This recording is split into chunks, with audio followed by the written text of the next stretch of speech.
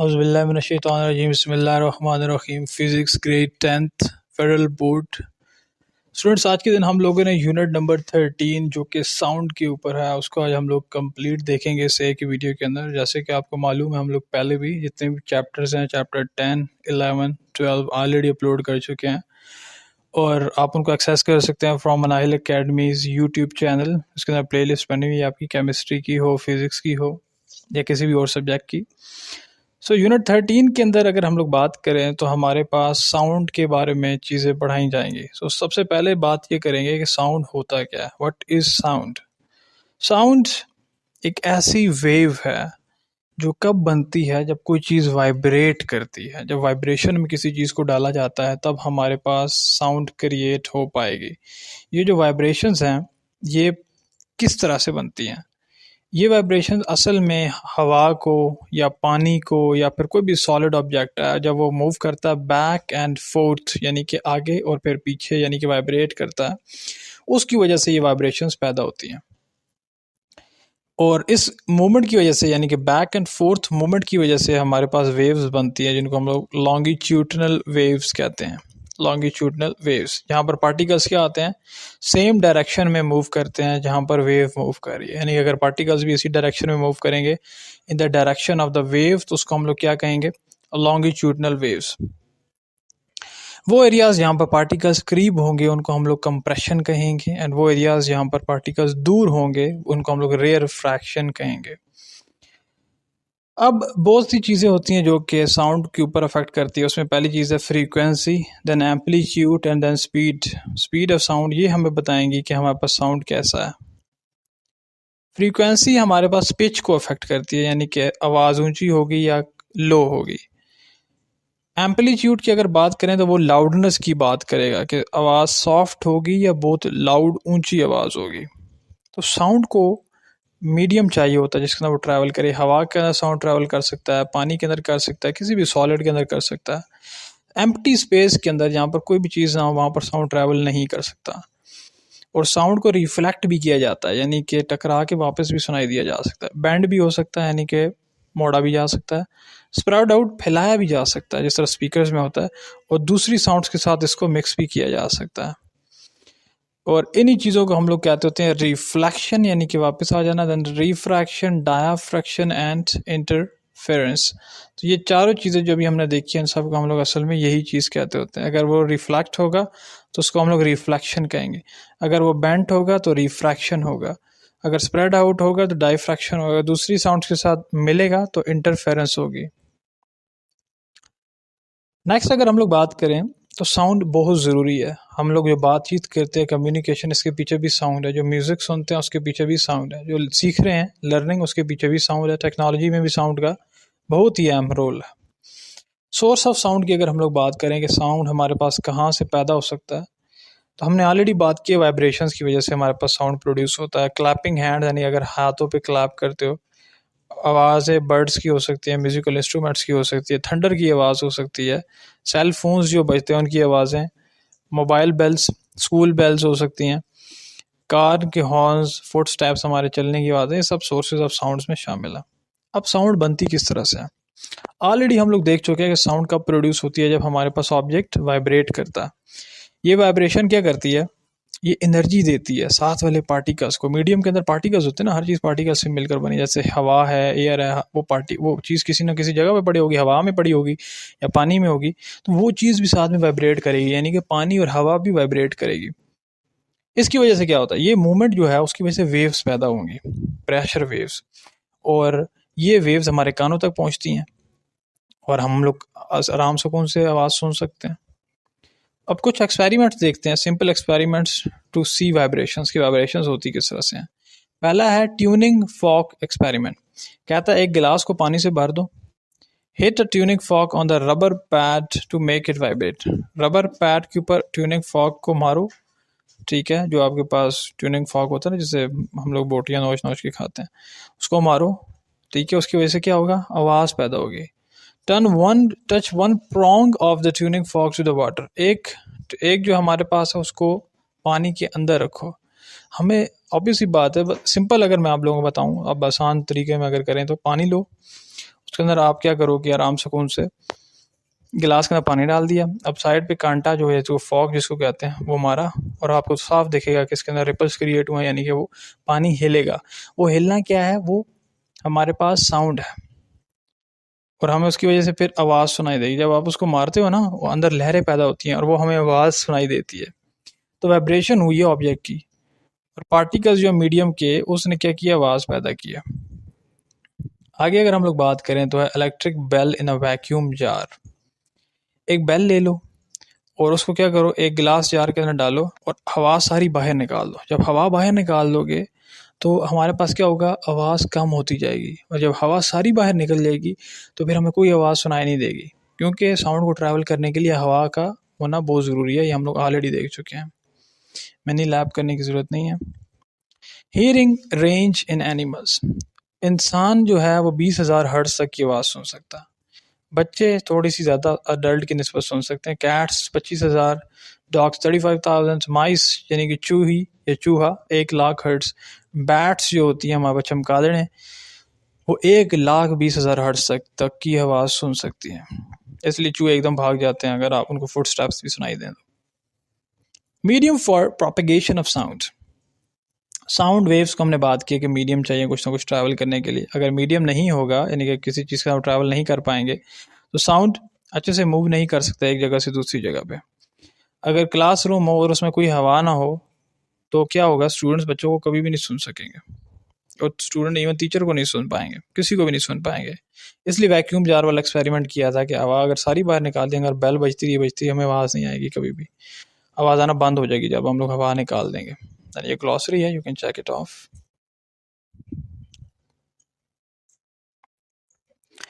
आगे अगर हम लोग बात करें तो स्पीड ऑफ साउंड में दोबारा हम लोगों ने बात करनी है कि जो स्पीड ऑफ साउंड है हवा के अंदर, वो पहली दफ़ा मेजर किया गया था 1738 के अंदर। साइंटिस्ट ने 2 कैनन्स रखी थी हिल्स के ऊपर, 29 किलोमीटर उनमें फासला था, एक इधर एक इधर।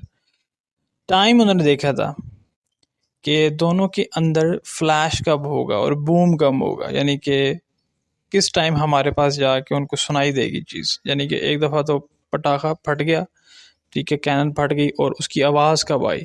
तो उन्होंने फिर ये देखा था कि आवाज़ जो है उन्हें आई है 332 मीटर्स पर सेकंड पर एट 0 डिग्री सेल्सियस। यानी कि उन्होंने देखा था कि साउंड ट्रैवल करती है 332 मीटर्स एक सेकंड के अंदर साउंड ट्रैवल कर जाती है अगर टेम्परेचर 0 डिग्री सेल्सियस हो तो। Nature of sound waves. Sound waves को हम लोग मैकेनिकल लॉन्गिट्यूडनल वेव्स भी कहते हैं, यानी कि प्रेशर वेव्स। जब एक साउंड वेव वाइब्रेट करेगी उसकी वजह से क्या होगा, मॉलिक्यूल जो मीडियम के यानी कि हवा के अंदर वो चीज़ पड़ी है, वाटर के अंदर जो सॉलिड्स की, वो भी वाइब्रेट होंगे। इस वाइब्रेशन की वजह से क्या होगा, वो वाइब्रेशन मूव करेगी एक मॉलिक्यूल से दूसरे मॉलिक्यूल के अंदर, यानी कि इसके पास एनर्जी जिसने इसको दी फिर आगे ट्रांसफ़र होगी और अल्टीमेटली वो साउंड क्या होगी, ट्रैवल होकर हमारे कान के अंदर आ जाएगी। Then we have compression and rarefactions. Sound waves के अंदर कंप्रेशंस होती हैं। कंप्रेशंस हमने बात की कि हाई प्रेशर पार्ट्स हैं जहाँ पर मॉलिक्यूल्स क्लोज होते हैं, और रेयर फ्रैक्शंस कौन सी चीज़ें, जहाँ लो प्रेशर पार्ट्स हैं जहाँ पर मॉलिक्यूल एक दूसरे से जुदा होते हैं, दूर होते हैं। तो कंप्रेशन में मॉलिक्यूल्स एक दूसरे के साथ पैक्ड होते हैं क्लोजली, स्पीड उनकी कम होती है और प्रेशर ज़्यादा होता है। रेयर फ्रैक्शन में मॉलिक्यूल दूर होते हैं, स्पीड ज़्यादा होती है और प्रेशर कम होता है। देन ये प्रोजेक्ट है, इसमें आप लोग स्पीकर बना सकते हैं, बट ये ज़रूरी नहीं है करना। Then related terms of sound waves के अंदर अगर हम लोग बात करें तो वेव लेंथ है। 2 कंसेक्यूटिव कंप्रेशंस या रेयर फ्रैक्शंस के दरमियान जो डिस्टेंस होता है उसको हम लोग वेव लेंथ कहते हैं। समझो ये मेरे पास है, हमारे पास 2 क्रस्ट हैं, ठीक है, या 2 ट्रफ है नीचे से, इनके दरमियान का जो डिस्टेंस है आपस में, वो हम लोग क्या कहेंगे, वेव लेंथ है। और इसको हम लोग मीटर्स में मेजर करेंगे, क्योंकि वेव लेंथ है वो लेंथ है, तो वो हमारे पास किस में मेजर होगी, मीटर्स में ही मेजर होगी। एम्पलीट्यूड की अगर बात करें, मैक्सिमम मूवमेंट ऑफ पार्टिकल्स कितनी है। अगर हमारे पास पार्टिकल्स की मूवमेंट ज़्यादा है, एम्पलीट्यूड ज़्यादा है, मतलब कि साउंड लाउड साउंड होगी। अगर लो एम्पलीट्यूड है मतलब सॉफ्ट साउंड होगी। फ्रीक्वेंसी क्या है, नंबर ऑफ साउंड वेव्स जो हमारे पास एक सेकंड के अंदर प्रोड्यूस होती हैं, और इसको हम लोग हर्ट्ज में मेजर करते हैं। टाइम पीरियड क्या है, टाइम कितना लगा है हमारे पास वेव को, एक वेव को, कि वो हमारे पास कंप्लीट करे अपना एक साइकिल, यानी कि time taken for one complete wave, एक कंप्लीट वेव को कितना टाइम लगा उसको हम लोग सेकंड्स में मेजर करेंगे, वो हमारे पास कहलाता है time period. Furtherly we have types of sound waves, जिसमें हमारे पास साउंड वेव्स रिदमिक हो सकती हैं यानी कि म्यूजिकल, या फिर नॉन रिदमिक नॉइस यानी कि शोर वगैरह भी उसमें आ सकता है। जो इंसान है वो 20 हर्ट्ज से लेकर 20,000 हर्ट्ज तक की आवाज़ें सुन सकते हैं। Then we have infrasonic waves. Infrasonic waves less than 20 hertz होती हैं और इंसान इसको नहीं सुन सकते। इसको एलिफेंट सुन सकते हैं, वेल्स, जिराफ वगैरह यूज़ करते हैं कम्युनिकेशन के लिए। अल्ट्रासोनिक वेव्स 20,000 हर्ट्ज से ज़्यादा होती हैं, ये भी इंसान नहीं सुन सकते। मेडिसिन में यूज़ हो सकती है, इंडस्ट्रीज़ में और नेविगेशन में हमारे पास यूज़ हो सकती हैं। अल्ट्रासाउंड के यूजेस क्या हैं? मेडिकल इमेजिंग, यानी कि अगर हम लोग देखना चाहते हैं कि बेबी की डेवलपमेंट कहाँ तक पहुंची है, उसके लिए हम लोग अल्ट्रासाउंड यूज़ कर सकते हैं। अगर ऑर्गन्स को हम लोगों ने देखना है कि किसके ऑर्गन्स किस तरह के हैं, उसके लिए हम लोग यूज़ कर सकते हैं अल्ट्रासाउंड। देन क्लीनिंग के लिए tiny bubbles in liquids created by high frequency sound clean jewellery, यानी कि छोटे छोटे बबल्स होते हैं लिक्विड के अंदर, वो क्रिएट होते हैं due to high frequency of sound. उसकी वजह से हम लोग क्या कर सकते हैं, ज्वेलरी वगैरह साफ़ कर सकते हैं, सर्जिकल टूल्स साफ़ कर सकते हैं, इलेक्ट्रॉनिक पार्ट्स को साफ़ किया जाता है साउंड की मदद से। वो होता है ना ब्लोअर, आपने देखा होगा, वो इतनी तेज़ से प्रेशर देता है हवा का। Industrial and navigation uses, flies देख सकते हैं मटेरियल्स के अंदर कि यार कोई इसके अंदर प्रॉब्लम तो नहीं है। और सोनर हम लोग यूज़ करते हैं अंडर वाटर ऑब्जेक्ट्स को देखने के लिए, अगर पानी के नीचे क्या चल रहा है। We have glossary here, you can check it off.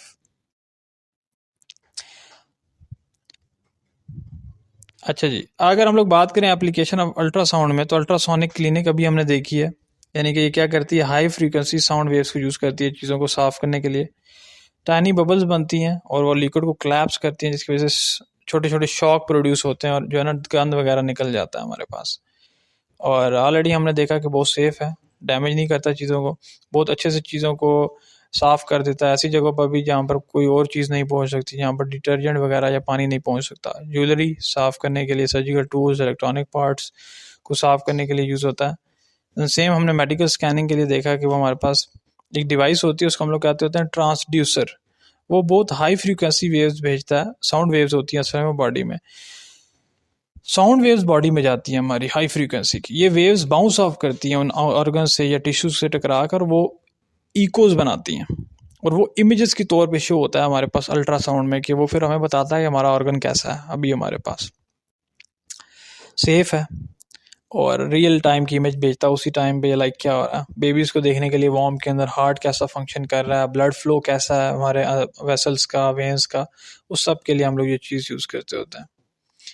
आगे सोनर, साउंड, नेविगेशन एंड रेंजिंग, ये हम लोग ऑलरेडी बात कर चुके हैं कि हमारे पास sands, sounds, pulses under water, पानी के नीचे हम लोग भेजते हैं साउंड वेव्स को, वो टकरा के वापस आती हैं इकोस की सूरत में, और हम लोग ये देखते हैं कि कितना टाइम लगा इको को वापस आने में।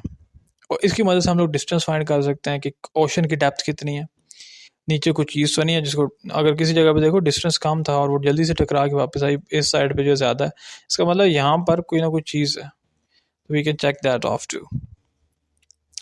कैलकुलेटिंग डेप्थ और डिस्टेंस विद अल्ट्रासाउंड, तो इसका फार्मूला है, डिस्टेंस किसकी इक्वल होता है, स्पीड ऑफ टाइम को अगर हम लोग स्पीड ऑफ साउंड को मल्टीप्लाई करें टाइम के साथ एंड डिवाइडेड बाय 2 कर दें।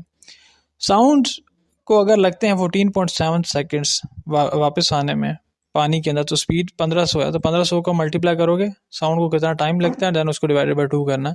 सो answer will be 11025 meters, and यहाँ पर 0 लगेगा 0.0, तो 3 कदम पीछे चलोगे तो किलोज लगा सकते हो, किलोमीटर्स, पॉइंट वहाँ पर आ जाएगा 11 के साथ। इंफ्रासाउंड, इंफ्रासाउंड हमने बात की लो फ्रीक्वेंसी साउंड है, लेस देन 20 हर्ट्ज है, जो इंसान नहीं सुन सकते, एलिफेंट सुन सकते हैं, जिराफ सुन सकते हैं। Then seismic activity detection, infrasound earthquake के अंदर भी बनती है, वोल्केनोस के अंदर भी बनती है, एक्सप्लोजन्स के अंदर भी बनती है। इंफ्रासाउंड सेंसर्स डिटेक्ट कर सकते हैं, मॉनिटर कर सकते हैं अर्थक्वेक और वोल्केनिक करप्शंस को कि यार खतरा है, यहाँ पर अर्ली वार्निंग दी जा सकती है कि यहाँ पर हमें सिस्मिक प्रॉब्लम्स दिख रही हैं, और इंटीरियर प्रोसेस अर्थ का देखा जा सकता है कि अर्थ के अंदर अभी ये चल रहा है सब कुछ, ताकि लोग ऑलरेडी वहाँ से इवैक्यूएट कर जाएं अगर इस तरह का कोई खतरा है तो।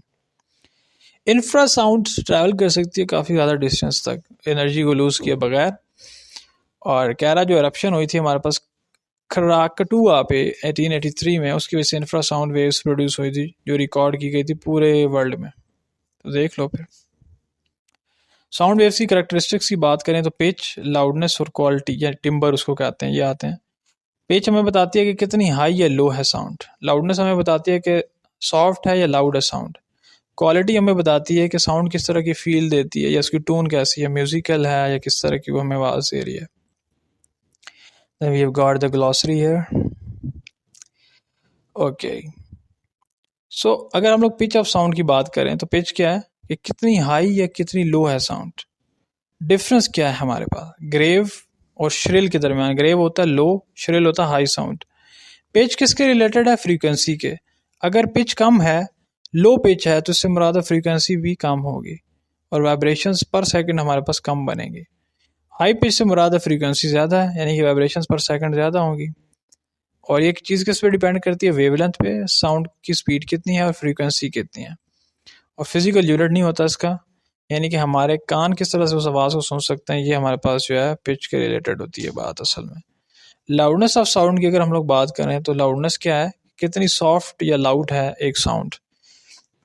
ये एम्पलीट्यूड के ऊपर रिलेटेड होती है। अगर एम्पलीट्यूड ज़्यादा है तो लाउड साउंड होगी, अब अगर एम्पलीट्यूड लो है तो ज़रा दबी हुई आवाज़ होगी, फेंट साउंड। लाउडनेस को कौन सी चीज़ें अफेक्ट कर सकती हैं? Vibrational amplitude of source. अगर हमारे पास वाइब्रेशन ज़्यादा है, इससे मुराद के साउंड भी लाउडर होगी। दूसरी चीज़ है सरफेस एरिया ऑफ सोर्स। अगर सरफेस एरिया किसी चीज़ का ज़्यादा है तो मतलब कि आवाज़ लाउडर होगी। Then distance from source. अगर हम लोग दूर हैं किसी डिस्टेंस ऑफ सोर्स, यानी कि आवाज़ यहाँ से आ रही है, हम यहाँ बैठे हुए हैं, तो मतलब कि साउंड भी हमें कम सुनाई देगी। दैन अगर हमारे कान की सेंसिटिविटी भी बहुत मैटर करती है। अगर हमारे कान ज़्यादा सेंसिटिव है तो हमें आवाज़ ज़्यादा सुनाई देगी। और लाउडनेस जो है वो मेजर होती है डेसिबल्स में, डीबी इसका यूनिट होता है। Then we have got quality of sound, timbre here. Timbre unique quality है साउंड की that let us tell two sounds apart even if they have the same pitch and loudness। अगर किसी दो sounds की pitch भी same है, loudness भी same है, तो फिर भी हमें ऐसी कौन सी चीज़ है जो बताएगी कि यार दोनों आवाज़ों में फ़र्क है? वो होता है टिम्बर या quality of sound. Overtones पे डिपेंड करती है। ओवर टोन्स क्या है? Additional vibrations above the main sound. Main sound की के अंदर हमारे पास वाइब्रेशंस चेंज हो सकती हैं, या फिर साउंड वेव किस तरह से ट्रैवल कर रही है, ये चीज़ भी हमारे पास मैटर करेगी। सो गिटार की हो, पियानो की हो या फ्लूट की हो, सबके नोट सेम हो सकते हैं, म्यूज़िक में नोट्स यूज़ होते हैं, लेकिन हर एक की आवाज़ ऐसा है, अलहदा होती है। गिटार की अलहदा आवाज़ है, पियानो की अलहदा है, फ्लूट की अलहदा है, क्योंकि उनका टिम्बर अलहदा है, उनके टिम्बर अलहदा है। आगे अगर हम लोग बात करें, oscilloscope can show sound waves. Oscilloscope जो है हमारे पास साउंड वेव्स को शो करता है। किस तरह से? प्योर साउंड्स को शो कर सकता है, यानी कि स्मूथ साइन वेव्स, जैसे ट्यूनिंग फॉग जो है हमारे पास ऑलरेडी बात की है, उसको मारते हैं किसी भी क्या लो गिलास पे, फॉग जो होती है उसको अगर हम लोग मारेंगे तो उसकी आवाज़ प्योर टोन्स कहलाएंगी। कम्प्लेक्स वेव्स में अगर हम लोग बात करें, अगर बहुत सी ओवर टोन्स आ जाती है, म्यूजिकल इंस्ट्रूमेंट्स ले लो सारे, तो उनकी आवाज़ें सबकी अलग अलग होती हैं और सारे एक साथ बज रहे हों, तो हमारे पास कम्प्लेक्स वेव्स में आएंगी। Next we have speed of sound. Speed of sound क्या है कि हमारे पास कितना फास्ट एक साउंड ट्रेवल कर सकता है। इसका formula speed is equal to distance by time. Medium पे डिपेंड करता है, हवा में साउंड ट्रेवल कर रहा है, पानी में कर रहा है या सॉलिड पे कर रहा है, और उसकी प्रॉपर्टीज़ क्या है उस मटेरियल की, वो भी डिपेंड करेंगे सब पे। Then you got the glossary है। सो हवा में अगर बात करें हमारे पास, तो 330 से लेकर 350 मीटर्स पर सेकेंड। टेम्परेचर पे डिपेंड कर सकता है अब क्या टेम्परेचर है उस टाइम पे। अगर हवा गर्म है, पार्टिकल्स तेज़ी से मूव करेंगे, साउंड जल्दी पहुंचेगा। अगर ठंडी हवा है तो पार्टिकल्स कम मूव करेंगे, स्लो मूव करेंगे, और साउंड भी स्लोली हमारे तक पहुंचेगा। देन एग्जांपल ले सकते हैं लाइटनिंग एंड थंडर की। लाइट क्या होता है? लाइट की तो ऑब्वियसली स्पीड ज़्यादा, लाइट जल्दी पहुंचती है, साउंड बाद में आती है। जब भी आपके पास बिजली गरजती है, तो बादल जब भी गरज रहे होते हैं तो क्या होता है कि बिजली पहले पहुंच जाती है, आवाज़ बाद में आती है। इसलिए कहते हैं कि आवाज़ से डरना नहीं चाहिए, क्योंकि लाइट ऑलरेडी पहले आ चुकी है, आवाज़ बाद में आएगी आपको हमेशा।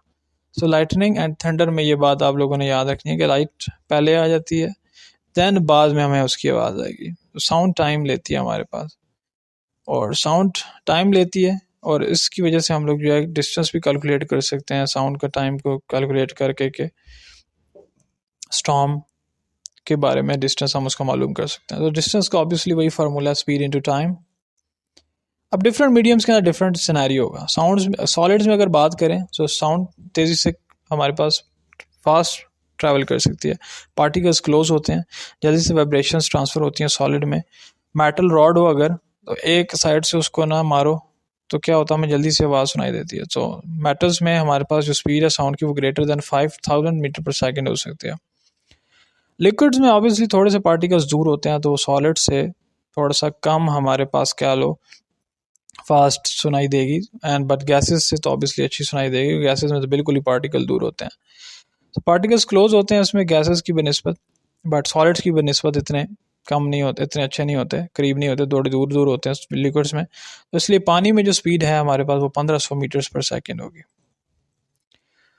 डॉल्फिन्स एंड वेल्स जो हैं वो यूज़ करती हैं साउंड को ताकि कम्युनिकेट कर सकें पानी के अंदर, राइट। गैसेस की अगर बात करें तो बिल्कुल ही स्लो साउंड ट्रैवल करेगा, क्योंकि पार्टिकल दूर होते हैं तो वाइब्रेशन से ट्रांसफ़र करना भी बहुत स्लो हो जाता है। तो हवा के अंदर हमारे पास जो है वो 340 मीटर पर सेकेंड की स्पीड से हमारे पास साउंड ट्रैवल करेगी। तो अगर हमारे पास ऑब्जेक्ट तेज़ी से मूव कर रहा है तो इसका मतलब क्या है, अगर सुपरसोनिक स्पीड की हम लोग बात करें, सुपरसोनिक स्पीड क्या होती है कि अगर कोई ऑब्जेक्ट तेज़ी से स्पीड मूव कर रहा है हमारे पास कोई भी ऑब्जेक्ट, तो उस अपनी असल स्पीड से जो है ना वो ज़्यादा हमारे पास ट्रैवल कर रहा होगा। यानी कि हवा के अंदर ट्रैवल करने की स्पीड 340 है, लेकिन 340 से अगर ऊपर का कोई ऑब्जेक्ट हमारे पास ट्रैवल कर रहा होगा तो आपको वो धुआं टाइप सा नज़र आएगा हवा के अंदर। जो सर जहाज़ कोई जा रहा है, कोई रॉकेट जा रहा है, कोई स्पेस शटल जा रही है, या कोई भी इस तरह का मिशन जा रहा होता है, तो आपको नज़र आती है वो हवा हवा टाइप, वो आपको लगता है कि यहाँ से कुछ है वाइट वाइट, वो ये सुपरसोनिक स्पीड होती है। यानी कि समझ लो उस चीज़ की स्पीड 340 से ऊपर है उस टाइम पे, 340 से अबव वो चीज़ जा रही है।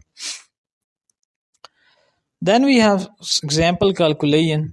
It's known as like sound of thunder 3 seconds after lightning speed.